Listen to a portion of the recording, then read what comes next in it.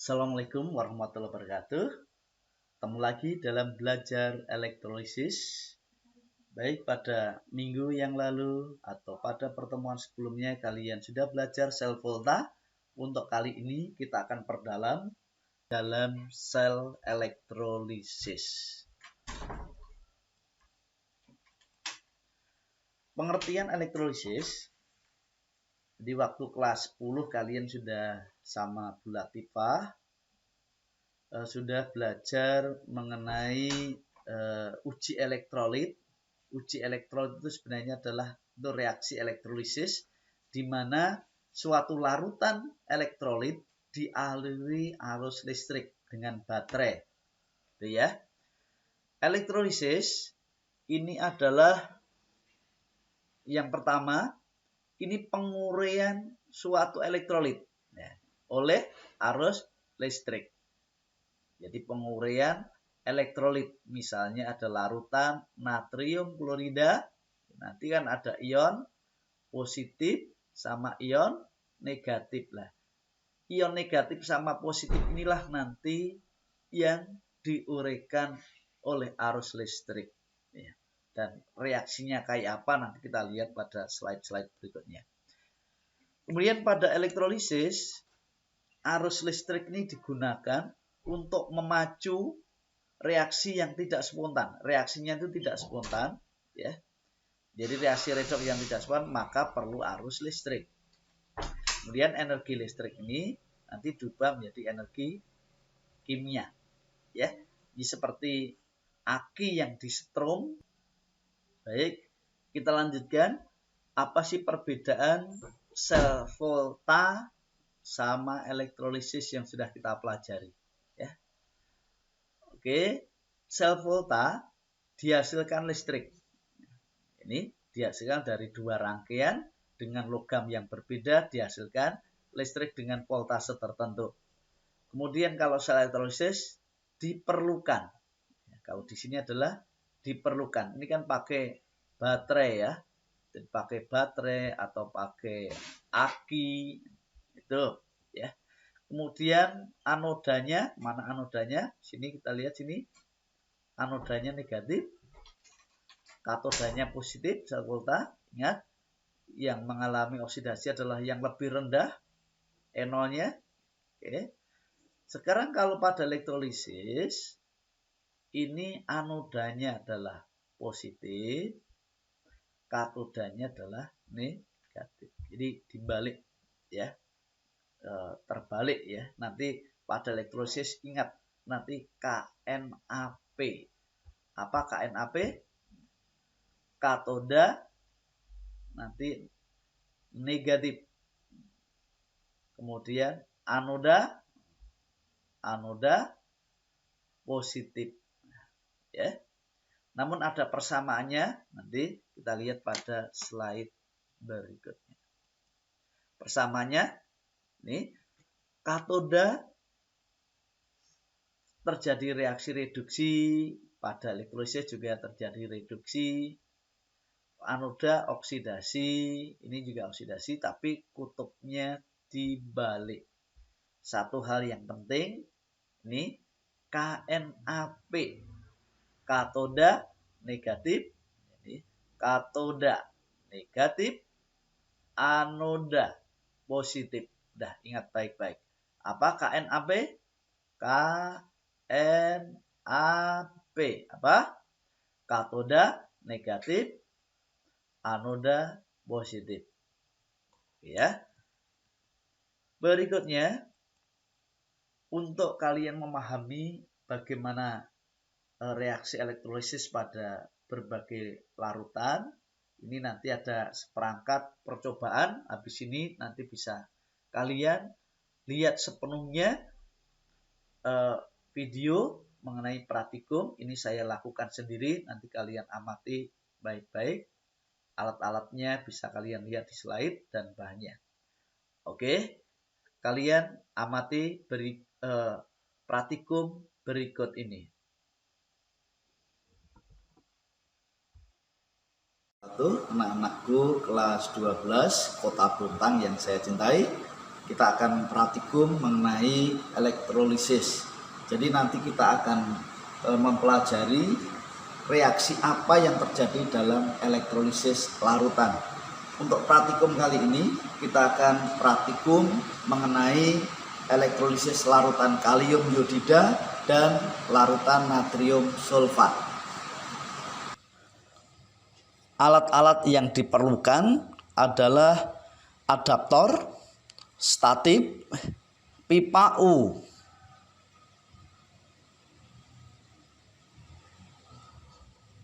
lakmus merah dan lakmus biru, pipet, tabung reaksi, dan grafit. Sedangkan bahan-bahan yang diperlukan adalah larutan natrium sulfat, amilum, fenoftalin, dan larutan kalium iodida.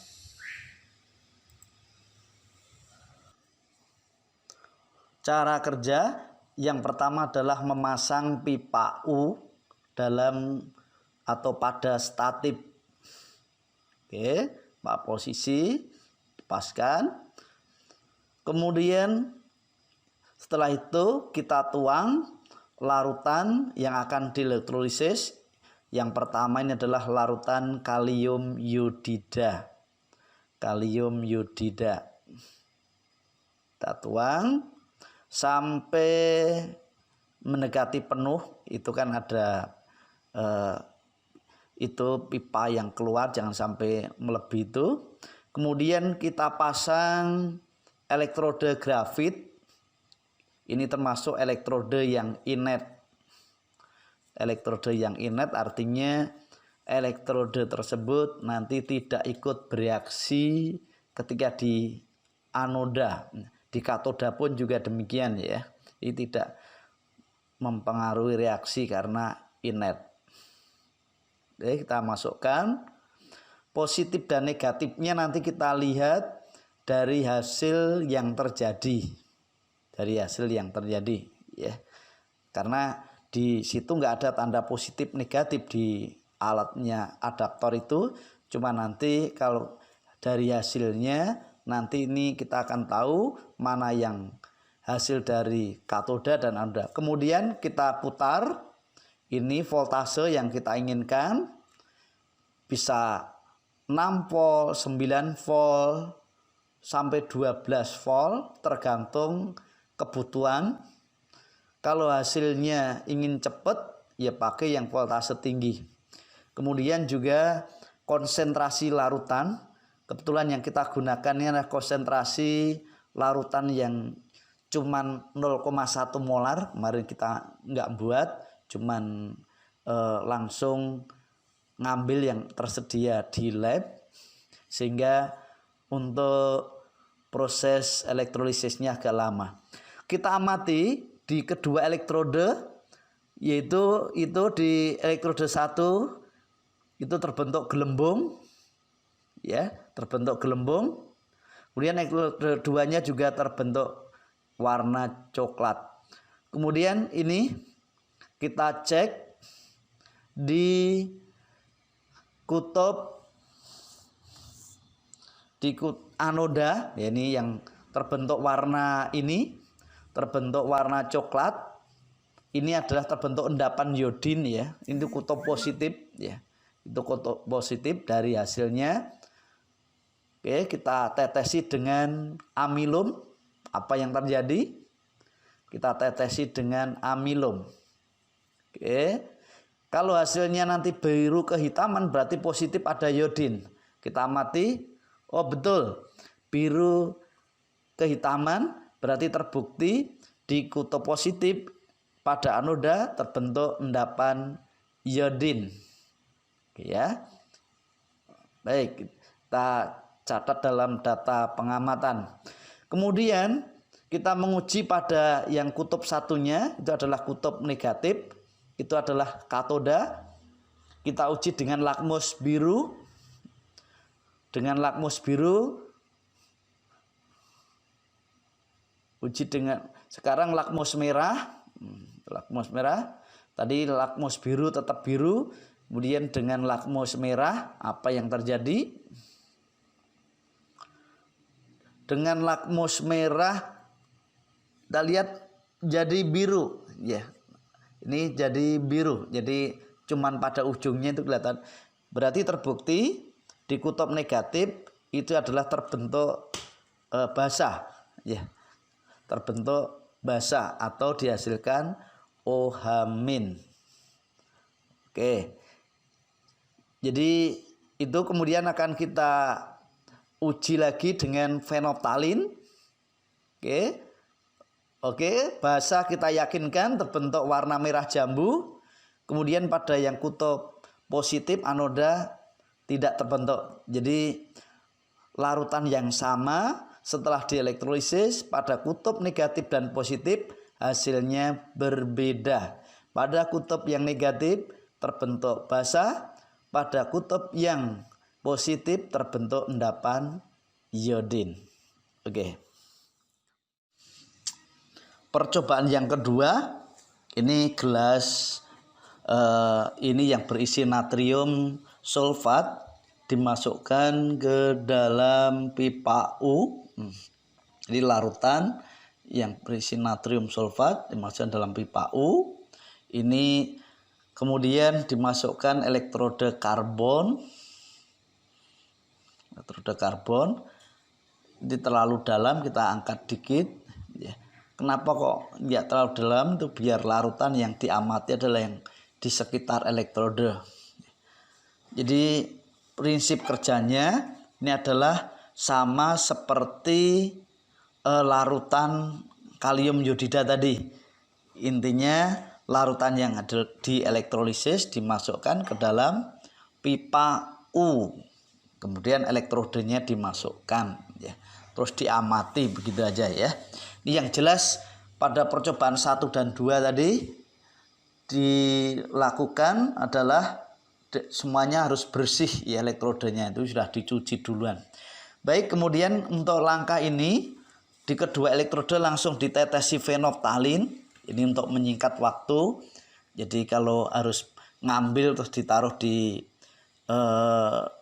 tabung reaksi tadi agak lama untuk percobaan yang pertama. Untuk percobaan yang kedua ini kita agak percepat, ya, biar durasi untuk video yang kita lihat nggak terlalu lama, ya. Kita amati pada kedua elektrode, pada salah satu tadi ada kutub positif. Pada kutub positif tidak terbentuk warna merah jambu, itu berarti bersifat asam, dan kedua elektrode tadi adalah terbentuk gas, ya. Kemudian pada yang kutub negatif pada katoda terbentuk gelembung gas dan larutan bersifat basah. Oke. Kita lanjutkan pembahasan mengenai hasil percobaan dari elektrolisis Ki dengan elektrode karbon. Kita lihat ini pada kutub negatif atau katoda. Pada katoda ini didekati oleh ion K+ sama air. Jadi terjadi kompetisi sini K+ sama air. Siapa yang menang? Coba dilihat dari percobaan. Ternyata yang menang adalah air. Kok bisa tahu, Pak? Ya, jadi kalau K+ kan jadi K, nggak ada indikator apa untuk yang ini K, ya. Jadi yang hasilnya yang terjadi adalah terbentuk basah seperti pada hasil percobaan dengan fenolftalin. Ini adalah kutub negatif. Kutub negatif adalah katoda, ya. Kemudian pada ini kutub positif. Pada kutub positif, ini kutub positifnya anoda. Jadi pada percobaan pada elektrode yang di sebelah situ dikasih amilum, warnanya jadi biru kehitaman, terbukti ada reaksi oksidasi iodin. Jadi ini bukan kotoran dari karbon, tapi dia adalah endapan iodin. Oke ya. Jadi itu dari hasil percobaan ini nanti akan kita gunakan untuk jadi dasar reaksi-reaksi yang terjadi pada sel elektrolisis. Kemudian percobaan berikutnya, percobaan dengan natrium sulfat. Ini uraikan dulu larutannya. Jadi Na plus sama SO4 2-. Yang plus mendekati ke sini, yang negatif mendekati yang positif. Prinsipnya gitu. Cuman lagi-lagi ada kompetisi. Na plus kompetisi ini termasuk logam aktif ya. Ini kalah sama air, enol reduksinya menang air, maka air yang terreduksi jadi OH-. Di sini lagi-lagi, ini di sini ada yang warna merah, ini adalah kutub negatif ya. Jadi yang ini biasa nggak ada apa-apa, ini kutub positif. Pada kutub negatif terbentuk basa, ini pada kutub yang positif anoda terbentuk asam. Tadi sama-sama ditetesi fenolftalin, ini tidak berubah warna. Itu ya. Ini bukti otentik dari apa yang nanti akan kita bahas mengenai sel-sel yang terjadi pada elektrolisis, selnya kayak apa terjadinya. Ya. Bagaimana sebenarnya elektrolisis terjadi? Jadi sekali lagi ini adalah terjadi kompetisi. Ya, ini kita contohkan ini kalau yang di elektrolisis asam sulfat dengan elektroda karbon, ya, pada kutub positif didekati sulfat. Nah, ini pada positif didekati sulfat masuk di sini, kemudian air juga ikut kompetisi. Siapa yang menang? Nah, dari fakta yang menang adalah air. Jadi enol reduksinya air berarti lebih besar daripada yang SO4 2-. Kemudian pada kutub negatif didekati siapa? Didekati positif. Berarti ini adalah ada H+, ini ada H+, kemudian ada air. Kompetisi siapa yang menang? Oh, yang menang adalah H+-nya tereduksi. Jadi prinsipnya pada reaksi elektrolisis adalah kompetisi, siapa yang menang dalam kompetisi ini ya. Nah, begitu. Berikutnya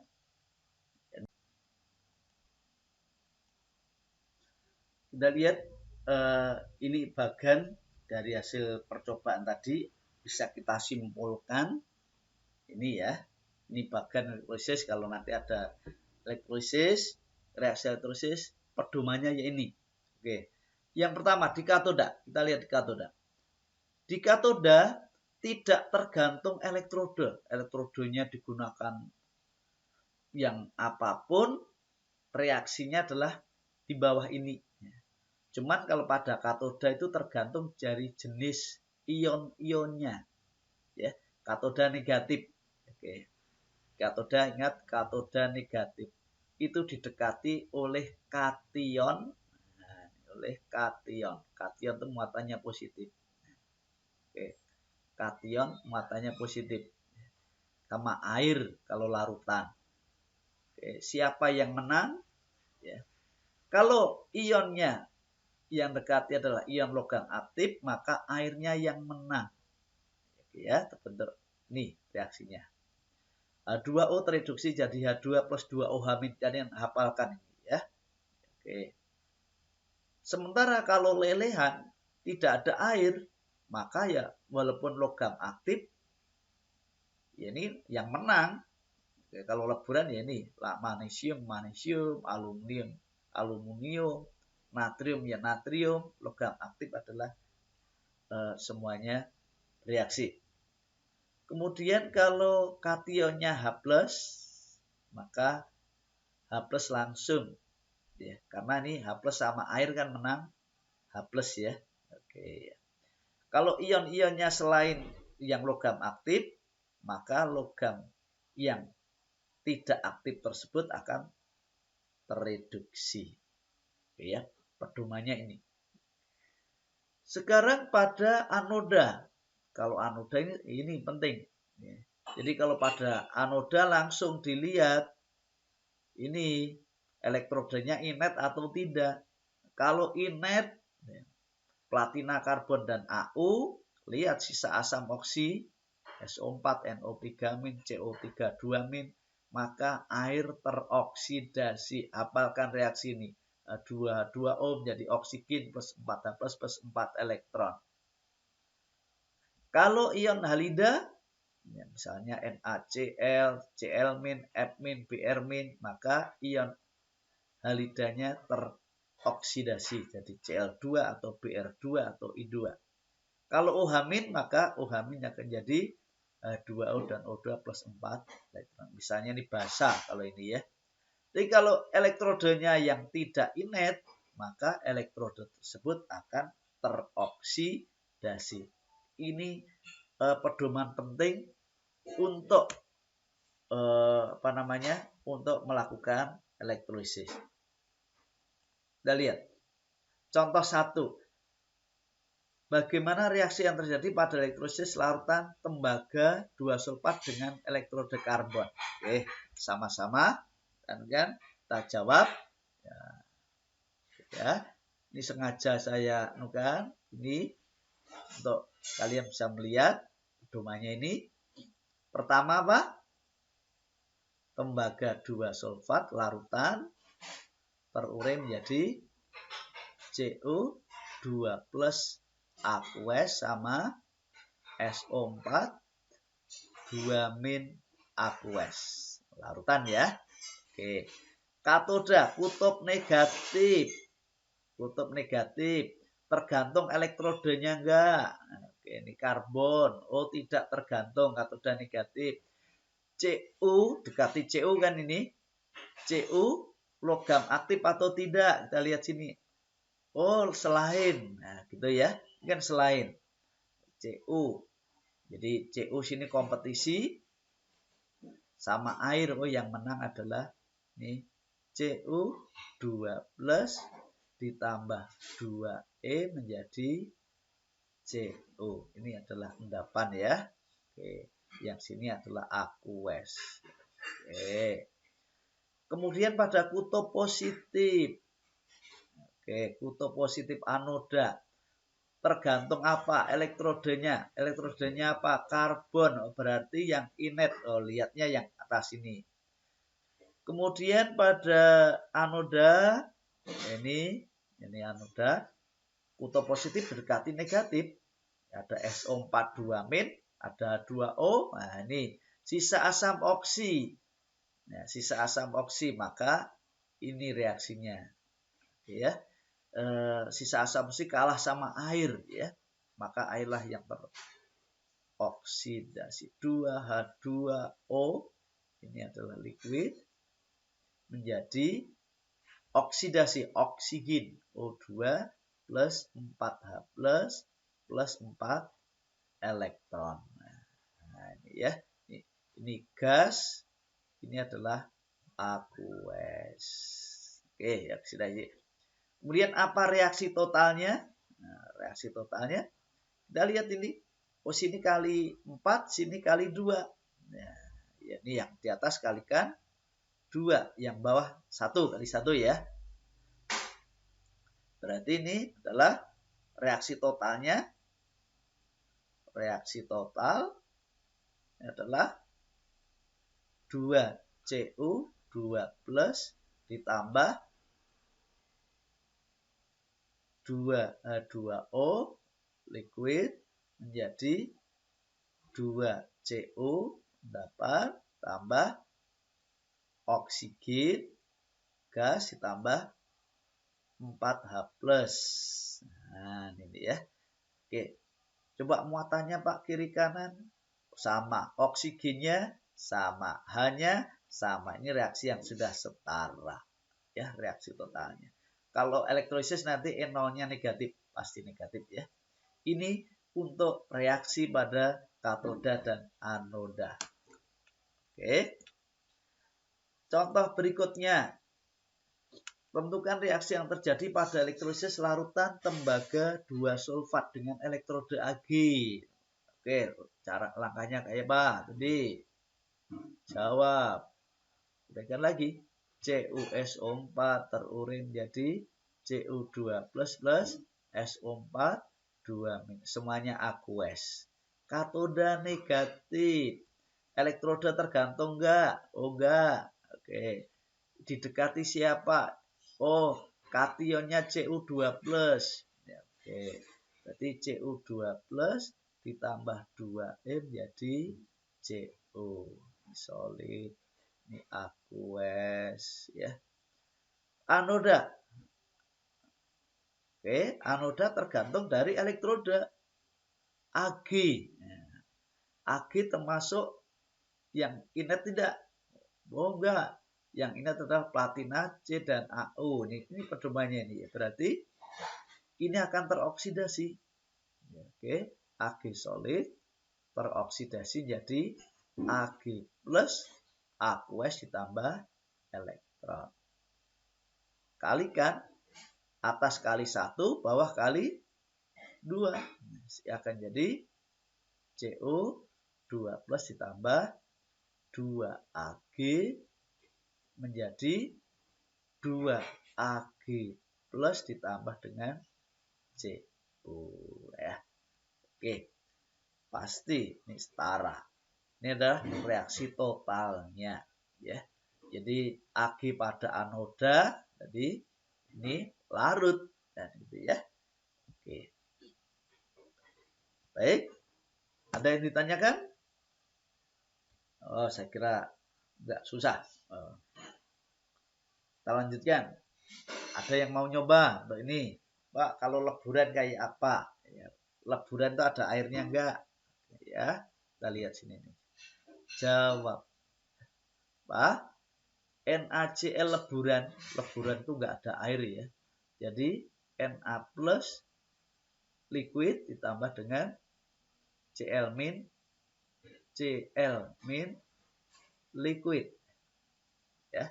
Bagaimana reaksi di katoda? Reaksi di katoda adalah ini leburan atau lelehan, tidak ada air. Maka logam tersebut yang bereaksi. Berarti sini Na plus ini liquid ya. Reduksi tambah E menjadi Na solid, terbentuk logam natrium. Pada anoda mana? Cl min. Nah, Cl min dekati tambah 2E menjadi Cl2 gas.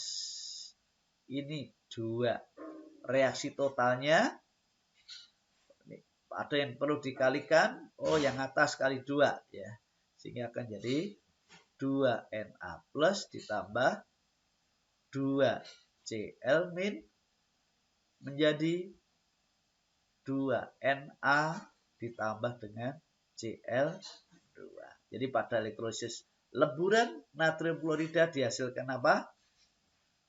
Logam natrium sama gas klorin.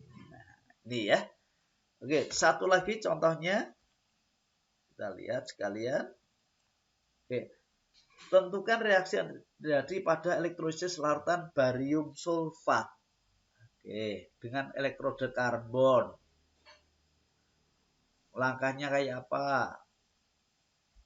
Barium sulfat aqueous terurai menjadi Ba2 plus aqueous tambah SO4 2- aqueous. Katoda. Barium termasuk logam aktif enggak? Oh, logam aktif, maka air yang menang ya. 2H2O tambah 2E menjadi gas hidrogen ditambah 2OH min. Dan itu nanti fasenya kalian tambah sendiri. Anoda positif SO4 2- elektrodanya karbon berarti inert. Sisa asam oksi berarti mana nih? Oh, air teroksidasi. 2H2O teroksidasi. Jadi O2 plus 4H plus 4 elektron. Elektronnya harus sama. Yang atas kalikan berapa? Kali 2 yang atas ya. Sehingga akan jadi 4H2O ditambah di bawah ini ada 2H2O menjadi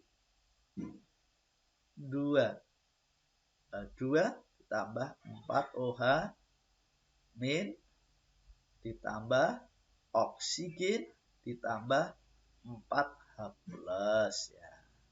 4H plus kalau digabung jadi apa? Jadi 4H2O. Jadi reaksi totalnya 4H2O kiri kanan dicoret ya akhirnya ya.